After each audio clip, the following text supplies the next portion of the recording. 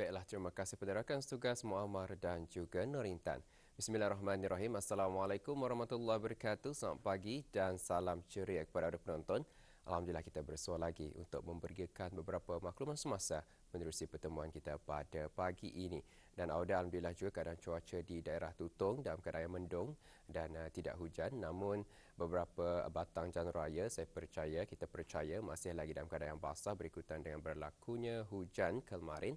Jadi apa kita harapkan agar pengguna-pengguna jalan raya khususnya untuk sentiasa tingkatkan kewaspadaan dan berhati-hati di jalan raya. Baik, ada saya kongsikan terlebih dahulu pengemas kinian laporan pemantauan air banjir bagi daerah Tutong yang disediakan oleh Balai Bomba Lamunin setakat pagi ini, tinjauan yang dilakukan sekitar jam 6 pagi tadi. Alhamdulillah ada beberapa batang jalan raya, beberapa lokasi yang sebelum ini terjejas dengan banjir telah pun menunjukkan perkembangan yang positif berlakunya surutan dari segi paras air ya, seperti di Jalan Kecil Layong. Alhamdulillah boleh sudah dilalui oleh kenderaan jenis salon, begitu juga di Jalan Rambai dan juga di Jalan Bang Pangan sudah boleh dilalui oleh kenderaan jenis salon. Baik, ada itu laporan pemantauan air banjir yang disediakan oleh Balai Bomba Lamunin setakat pagi ini, dan untuk seterusnya mari kita ikuti pula bahan visual Selera Bruneiku ke lokasi yang seterusnya kita saksikan bersama.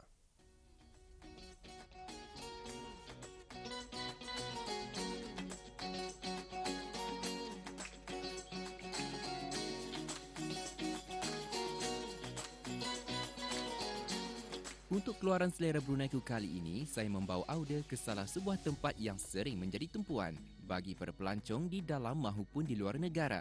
Sebuah tempat yang diusahakan dari tahun 2009 dan dipunyai oleh Awang Haji Mitas Bibin Haji Mamit. Ianya terletak di Kampung Sungai Kulugos dan tempoh perjalanan saya bersama penerbit serta kru-kru Rampai Pagi tidaklah mengambil masa yang agak lama. Hanya sekitar masa 20 minit sahaja dari RTB Cawangan daerah Tutong, Jalan Bukit Bendera ke destinasi yang kami tujui.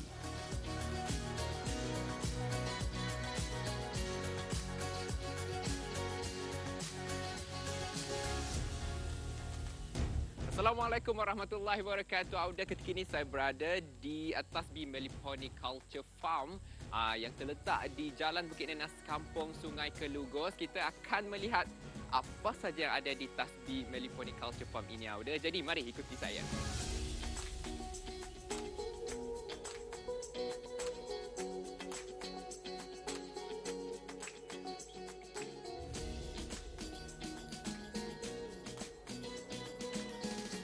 Dapat melihat secara lebih dekat cara-cara untuk mengekstrak madu lebah kelulut daripada kantong kelulut dengan menggunakan pica garit adalah satu pengalaman yang menarik. Saya fikirkan ianya sukar, tetapi ternyata ianya mudah saja untuk diambil madunya. Alhamdulillah rasanya manis ni. Tapi yang saya faham juga lebah kelulut jenis Itaman ni rasa madunya adalah depend ataupun ikut daripada apa pemakanannya. Kalau di sekeliling itu adalah pulau buah ataupun buah-buah yang manis, insya-Allah madunya akan manis. Alhamdulillah, sedap rasanya.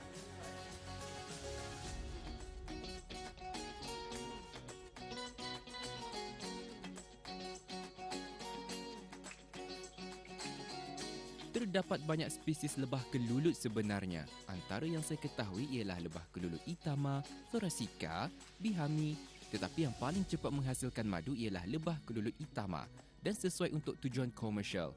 Di sini, Auda juga boleh melihat jenis-jenis lebah kelulutnya yang ada dan mengalami sendiri keseronokan serta keindahan alam semula jadi yang menenangkan di sekitar kawasan ladang ternakan lebah kelulut.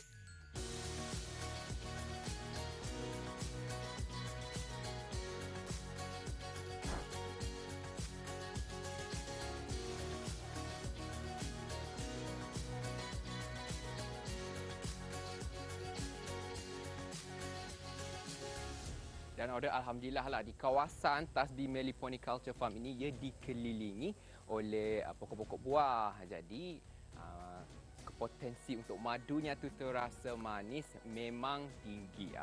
Lagipun saya difahamkan di sini terdapat lebih daripada 100 sarang kelulut Jadi memang Auda dialu-alukan untuk datang kemari, melihat sendiri, mengalaminya sendiri.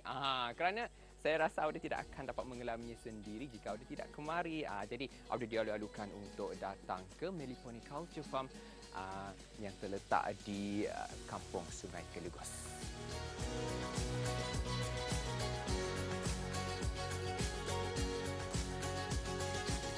Jadi Auda, setiap lebah kelulut ini kita tidak perlu risau. Walaupun saya berdiri betul-betul hadapan rumah kelulut ini, kita tidak perlu takutlah, kerana lebah ini adalah dikenali sebagai stingless bee. Ianya tidak akan menyengat dan juga tidak mempunyai bisa. Cuma hanya menggigitlah saja. Terutama apabila kita mula-mula membuka rumahnya tu untuk mengambil madu, memang mula-mula tu ia akan marah, tapi lepas itu insya-Allah ia akan kembali normal lah. Ia akan menyengat lah. Yang penting ia adalah stingless bee. Jadi tidak perlu takut ia berbeza dengan lebah biasa ni. Jadi inilah antara lebah kelulut yang ada di Tasdi Meliponi Culture Farm.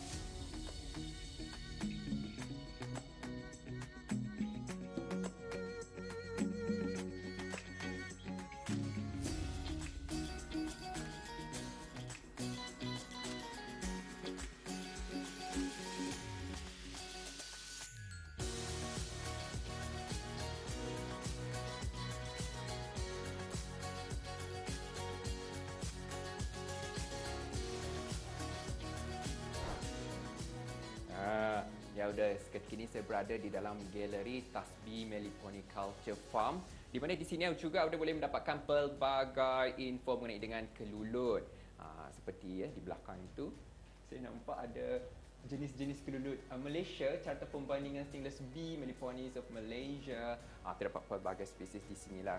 Bukan saja ni anda boleh dapat saksikan, tetapi juga ada juga kita boleh sebut propolis ni, propolis daripada honeypot of Trigona bihami. Saya tunjukkan pada anda. Itu dia.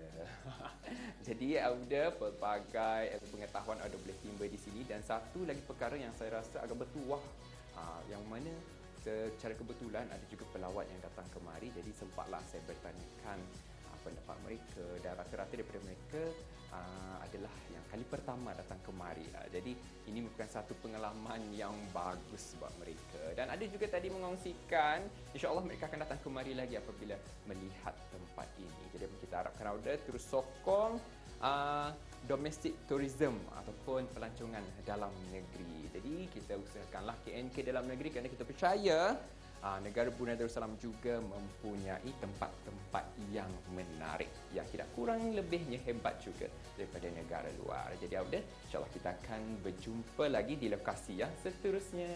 Bye.